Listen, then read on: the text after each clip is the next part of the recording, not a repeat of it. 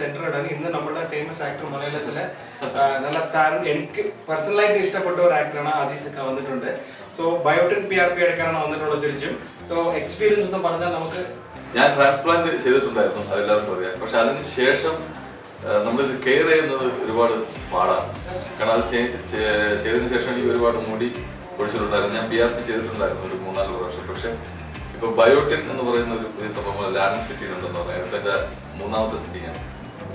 എന്റെ മുടി പൊഴിച്ചതെല്ലാം എങ്ങനെയുണ്ട് എക്സ്പീരിയൻസ്? എങ്ങനെയുണ്ട്? Thank you so much. ഇപ്പൊ എനിക്ക് നന്നല്ല, അല്ലെങ്കിൽ നല്ല മുടി പൊഴിച്ചില്ലായിരുന്നു. ഞാൻ ഒരുപാട് പല സ്ഥലങ്ങളിൽ പോയി PRP ചെയ്ത് നോക്കി, അവരുടെ ട്രീറ്റ്മെന്റ് ഒക്കെ ചെയ്ത് നോക്കി. പക്ഷെ ഇങ്ങനെ എന്റെ ഒരു ഫ്രണ്ടാണ് പറഞ്ഞത് ഡെൻസിറ്റി ബയോട്ടിക് എന്ന സംഭവം വന്നു. എനിക്ക് നല്ല റിസൾട്ടാണ്. എന്തായാലും ഒക്കെ വന്നതൊക്കെ നമുക്കൊരു സന്തോഷമാണ്. Thank you so much. വീണ്ടും കാണാം.